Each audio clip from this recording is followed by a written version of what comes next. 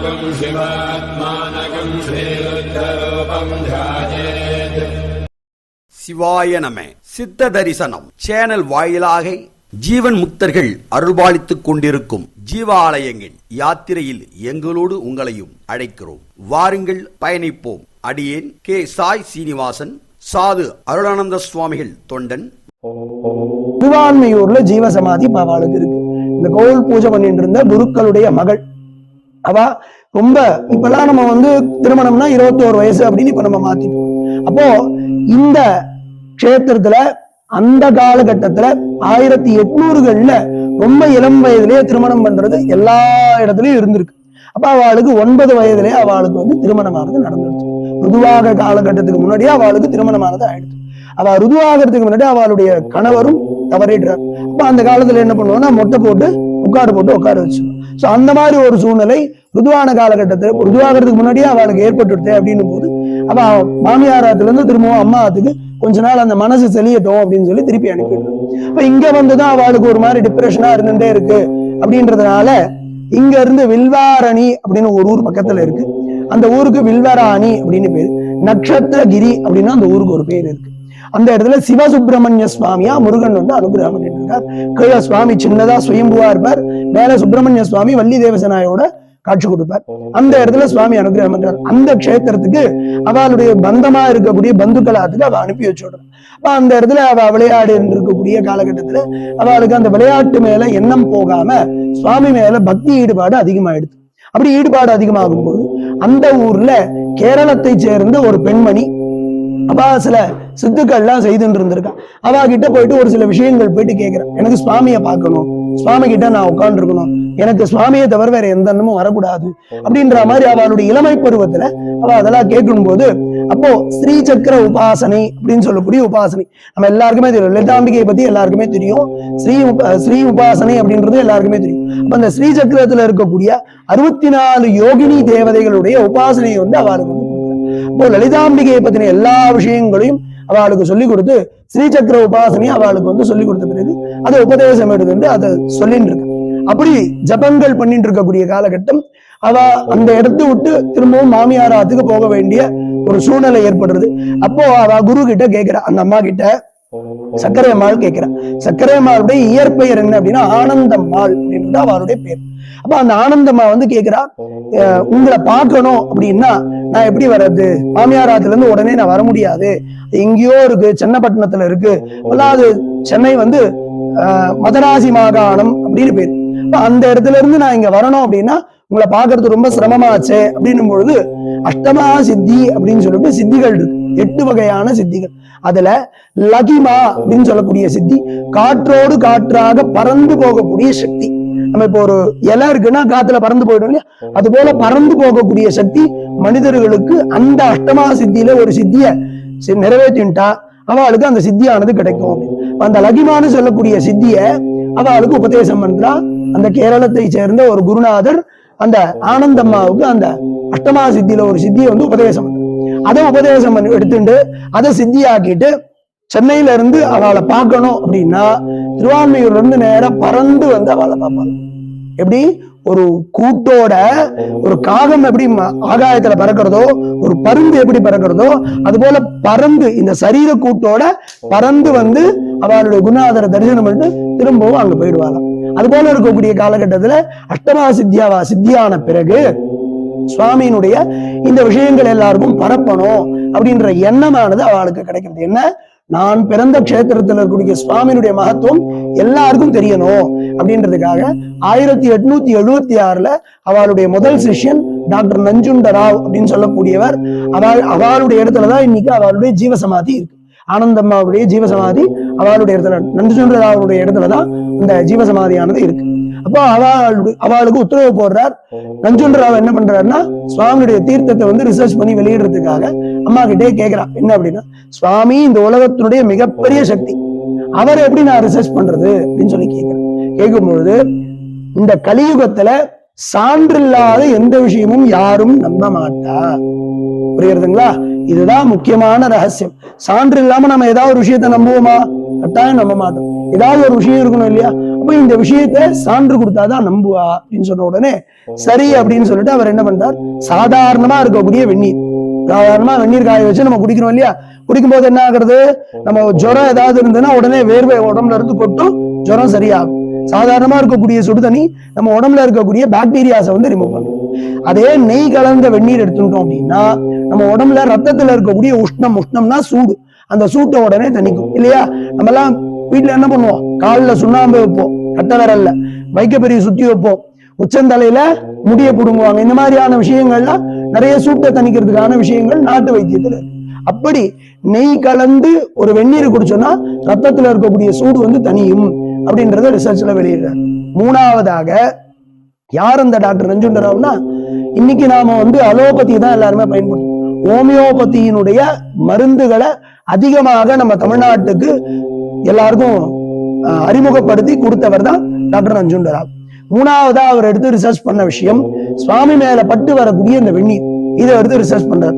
அப்படி ரிசர்ச் பண்ணும்போது ரத்தத்துல இருக்கக்கூடிய கிருமிகளை அழிக்கக்கூடிய சக்தி சுவாமி மேல பட்டு வரக்கூடிய இந்த வெந்நீருக்கு இருக்கு அப்படின்றத கண்டுபிடிச்சு வெளியிடுறார். அவர் வெளியிட்டதுல இருந்து இங்க வரக்கூடிய அத்தனை பேருக்குமே அந்த தீர்த்தமானது எல்லாருக்கும் கொடுத்துட்டு வந்துருக்கும். சரி, இது எப்ப இது போல பப்ளிஷ் ஆச்சு அப்படின்னா 1901 சக்கரை அம்மாள் வந்து ஜீவசமாதி அடையும் போது, நான் பிறந்த க்ஷேத்திரமும் நான் இருக்கக்கூடிய இந்த க்ஷேத்திரமும் பிரசித்தமாகும் அப்படின்னு சொல்லிட்டு அவ ஃபர்ஸ்ட் வெளியிடுறது 1901. இத சொன்ன பிறகு அவ ஜீவசமாதி அடையிறா. அவளுக்கு 1901 தான் ஜீவசமாதி. அப்படி ஜீவசமாதி அடைந்த காலகட்டத்துக்கு அப்புறம் 2001 தான் நம்ம எல்லாருமே பார்த்தோம், சென்னை அப்படின்றது மிகப்பெரிய பிரபல்யமாக ஆரம்பிக்கும் போது திருவான்மியூர்ல குக்கிராமமா இருந்தது. 2001க்கு அப்புறம் திருவான்மியூர் வந்து ரொம்ப ஃபேமஸ் ஆயிடுது, பயங்கர ஃபேமஸ். இன்னைக்கு திருவான்மியூர்ல ஒரே ஒரு புடி மண்ணி நீங்க நம்ம வாங்க முடியாது, அவ்வளவு பெரிய ஃபேமஸ் இன்னைக்கு வந்து சென்னையில திருவான்மியூர் ஆயிடுச்சு. அப்ப சொன்னதுக்கு அப்புறம் ஒரு 100 வருஷங்கள் கழிச்சு, அதே போல 100 வருஷங்கள் கழிச்சு 2001 தேவிகாபுரம் க்ஷேத்திரம், இந்த க்ஷேத்திரம் பாலாலயம் செய்யப்பட்டு 2003 இந்த கோவில் கும்பாபிஷேகம் ஆகிறது. கிட்டத்தட்ட 200 வருஷத்துக்கு அப்புறம் இந்த கோவில் வந்து கும்பாபிஷேகம் நடந்தது 2003. அதுக்கப்புறம் இப்போ 2023 பாலாலயம் செய்யப்பட்டு இப்போ கோவில் முழுக்க பாலாலயம் செய்து திருப்பணி வேலைகள் நடந்துட்டு இருக்கு. காலகட்டத்தினுடைய தன்மை, சுவாமி எப்போ உத்தரவு போடுறாரோ அப்ப கட்டாயம் இந்த கோவில் வந்து கும்பாபிஷேகமானது நடக்கும். அப்ப சுவாமி என்ன நினைக்கிறாரோ அததான் இந்த க்ஷேத்திரத்தில் நடத்தி காமிக்கிறார். இவ்வளவு பெரிய மகத்துவம் எப்ப ஃபேமஸ் ஆச்சு அப்படின்னா, சோசியல் மீடியா பயங்கர ஃபேமஸ், எல்லாருக்குமே நமக்கு தெரியும். 2016 எல்லாருக்குமே சோசியல் மீடியா ரொம்ப பப்ளிஷ் ஆக ஆரம்பிச்சது 2016. 2016 டு 2017 இந்த கோவிலுடைய மகத்துவம் நிறைய பேர் கேள்விப்பட்டு வெளியில இருந்து வர ஆரம்பிச்சு இந்த சுவாமியுடைய இந்த தீர்த்தத்தினுடைய மகத்துவத்தையும் எடுத்துட்டு 2017க்கு அப்புறம் இங்க வந்து சுவாமியுடைய தீர்த்தத்தை எடுத்துட்டு எங்களுக்கு ரிப்போர்ட்ஸ் கொடுத்தவா, ரிட்டன் ரிப்போர்ட்ஸ் கொடுத்தவா மட்டும் 201 பேருக்கு லாஸ்ட் மந்த் ஜூன் மாசம் 29ஆம் தேதி வரைக்கும் 201 நபருக்கு கேன்சர் ஃபுல் ரெக்வயர்மெண்ட். இதுதான் இந்த க்ஷேத்திரத்தினுடைய மிகப்பெரிய மகத்துவம். இது சொல்லாதவா எத்தனையோ பேர் இருக்கலாம், அவளுக்கு தீர்த்தத்தினுடைய மகத்துவம் தெரியாதவாலும் நிறைய பேர் இருக்கலாம். அது மட்டும் இல்லாம சுவாமியுடைய இந்த தீர்த்தம் வந்து பிளட் சம்பந்தமா இருக்கக்கூடிய நிறைய வியாதிகள், கேன்சர் மாத்திரம் கிடையாது, கேன்சர்ல கிட்டத்தட்ட 143 வகையான கேன்சர்ஸ் இருக்கிறதா சொல்லியிருக்கான், சொல் கேள்வி. ஏன்னா நம்ம டாக்டர் கிடையாது, டாக்டர்ஸ் எல்லாம் சொல்றதா நமக்கு தெரியும். அப்படி 143 வகையான கேன்சருக்கும் சுவாமியுடைய இந்த அபிஷேகம் தீர்த்தம் வந்து பேசிக் மெடிசனா அவளுக்கு வந்து கொடுத்து ரத்தத்துல இருக்கக்கூடிய கிருமிகளை வந்து அழிச்சு அவளுடைய கேன்சர் ஆனது குணமாக்கப்படுது அப்படின்றத நிறைய சித்தா டாக்டர்ஸ் சுவாமியுடைய இந்த தீர்த்தத்தை கொடுத்து நிவர்த்தியானவாளும் இருக்கா.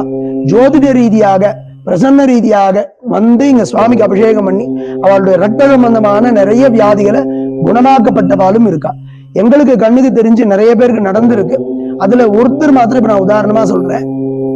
இந்த ஊர்ல அந்த குழந்தையினுடைய பாட்டி இருக்காங்க. அப்ப வெளியில எங்கேயோ நிறைய விஷயங்கள் கேள்விப்பட்டு எங்கெங்கயோ ஜாதகம் போய் பார்த்து அந்த குழந்தை 4 வயசு ஆகியும் நடக்கவே இல்லை. அந்த குழந்தையால நடக்க முடியல, தத்தகா நடக்கிறது, கால் எடுத்து வச்சா கழுவு வந்து எங்கேயாவது அடிபட்டுடுறான். அந்த மாதிரி இருக்கக்கூடிய ஒரு சூழ்நிலை. ஒரு இடத்துல ஜாதகம் பார்த்த இடத்துல சுவாமிக்கு அபிஷேகம் பண்ண அந்த குழந்தையினுடைய ஜென்ம நட்சத்திரத்துல சுவாமிக்கு அபிஷேகம் பண்ணி அந்த தீர்த்தத்தை எடுத்துங்க, விஸ்வநாதருக்கு அபிஷேகம் பண்ணி அந்த விபூதியை வாங்கிக்கோங்க.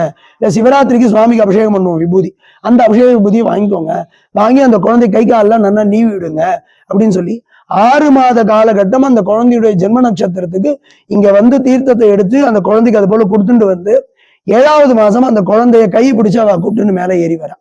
அந்த குழந்தை நடந்து மலை ஏறான். எவ்வளவு பெரிய விஷயம் சுவாமி நடத்தியிருக்காரு பாருங்க. இப்ப இது போல நிறைய மிராக்கல்ஸ். இது ரத்தத்துக்கு சம்பந்தமே கிடையாது, மொத்தமே எலும்பு நரம்பு சம்பந்தமானது.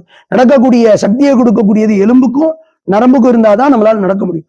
அவ்வளவு பெரிய மகத்துவத்தை சுவாமி வந்து கொடுத்திருக்காரு. இது மாத்திரம் இல்லாம நிறைய பேர் குழந்தை பாக்கியம் இல்லாதவாளுக்கு குழந்தை பாக்கியத்தை அனுகிரகம் பண்ணியிருக்கார். திருமணம் சம்பந்தமான தடைகள், ராகு கேது சம்பந்தமான தோஷங்கள், இது எல்லாமே வந்து ராகு கேது தோஷம்னா நிறைய இருக்கு. அதுல இந்த ஒரு தோஷம் தான் ராகு கேது தோஷம்ன்றதெல்லாம் கிடையாது. கிரகண சம்பந்தமான விஷயங்களும் ராகு கேதுக்கு உட்பட்டதுதான். இப்ப கிரகணத்துல பிறக்கக்கூடிய குழந்தைகள் அந்த துர்புத்தி அடைஞ்சவாளுக்கு சத்புத்தி கிடைக்கிறதுக்கான அனுகிரகம் சுவாமியுடைய அந்த தீர்த்தம் எடுத்துட்டு அவளுக்கு புத்தி பேதலிச்சவாலாம் திரும்பவும் குணமானது. இதெல்லாம் நிறைய இந்த க்ஷேத்திரத்துல சுவாமி வந்து மிராக்கலா நடத்தி கொடுத்திருக்கார். அதுதான் இந்த க்ஷேத்திரத்தினுடைய மிகப்பெரிய மகத்துவம். இது மாத்திரம் இல்லாம நிறைய ரகசியங்கள் இருக்கு இந்த க்ஷேத்திரத்துல. அம்பாள் வந்து 2வது யுகத்துல இங்க வந்து சுவாமி அடையறதுக்காக இந்த க்ஷேத்திரத்துக்கு வந்து சுவாமி இடபாகம் கொடுக்கிறேன் அப்படின்னு உத்தரவு கொடுத்தது இந்த க்ஷேத்திரம். இடபாகம் கொடுத்தது திருவண்ணாமலையில. இந்த க்ஷேத்திரத்துல 10 நாள் பிரம்மோத்சவம் ரொம்ப விசேஷமா இருக்கும் பங்குனி மாசத்துல. அதுல கிருத்திகை நட்சத்திரத்தன்னைக்கு கொடியேறி புனர்பூச நட்சத்திரத்துல இருந்து சுவாமி இறங்கி வந்து அம்பாளை கல்யாணம் பண்ணிட்டு ஆயில்ய நட்சத்திரத்துல நாகங்களுடைய நட்சத்திரமாக சொல்லக்கூடியது. அந்த ஆயில்ய நட்சத்திரத்துல நாகங்களே சுவாமியை வடம் பிடிச்சு இழுக்கிறதா, தேரை வடம் பிடிச்சு இழுக்கிறதா இங்க ஒரு விசேஷம் உண்டு. பொதுவா எல்லா ஊர்லயுமே நமக்கு தேர் விசேஷம் நடக்கும்போது நமக்கு ஒவ்வொரு இடத்துலயும் சுவாமி அந்த தேர் நகர நகர நகர அர்ச்சனை பண்ணிட்டு வருவா இல்லையா. ஆனா இந்த க்ஷேத்திரத்துல தேர் புறப்பட்டு திரும்பி நிலைக்கு வந்து நிக்கிற வரைக்கும் யாருக்கும் எங்கேயும் அர்ச்சனையே கிடையாது. அதுதான் இந்த க்ஷேத்திரத்தினுடைய மிகப்பெரிய ஒரு மகத்துவம். நாகங்கள் எப்படி ஊர்ந்து வந்துட்டே இருக்கோம் நிக்காம, அது போல தேர்ல சுவாமி ஏறின பிறகு நாகங்களே வடம் பிடிச்சு இழுக்கிறதாக அவ்வளவு மக்கள், லட்சோப மக்கள் இங்க வந்துட்டு இருப்பாங்க. அந்த தேர் விசேஷத்துக்கு குறைஞ்சபட்சம் 1 லட்சம் பேர் வந்து தரிசனம் பண்ணுவாங்க அன்னைக்கு தேர் விசேஷத்தை. அவ்வளவு கூட்டம் இருக்கும். ஆயில்யம் பங்குனி மாசம் ஆயில்யத்துக்கு அவ்வளவு கூட்டம் இருக்கும். அப்படி எல்லாரும் வந்து தேரை வடம் பிடிச்சு இழுத்து சுவாமி திரும்ப நிலை கொண்டு வந்து வைப்பா.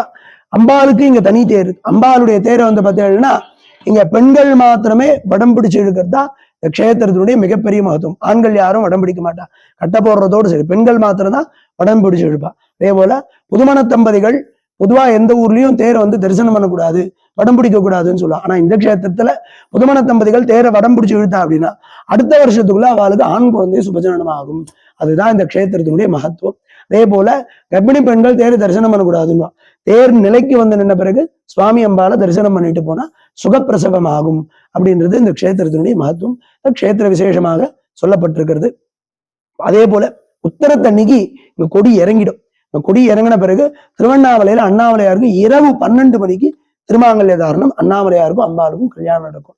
அதுதான் இந்த க்ஷேத்திரத்துக்கும் திருவண்ணாமலைக்கும் இருக்கக்கூடிய ஒற்றுமை. அதுதான் இந்த க்ஷேத்திரத்தினுடைய மகத்துவம். இன்னும் சொல்லணும்னா நிறைய சொல்லிகிட்டே இருக்கலாம், அம்பாளை பத்தியும் சொல்லிட்டு இருக்கலாம். காலம் ரொம்ப கடந்து போயிட்டு இருக்கு. ஹரஹர நம பார்வதி பதகே, ஹரஹர மகாதேவா.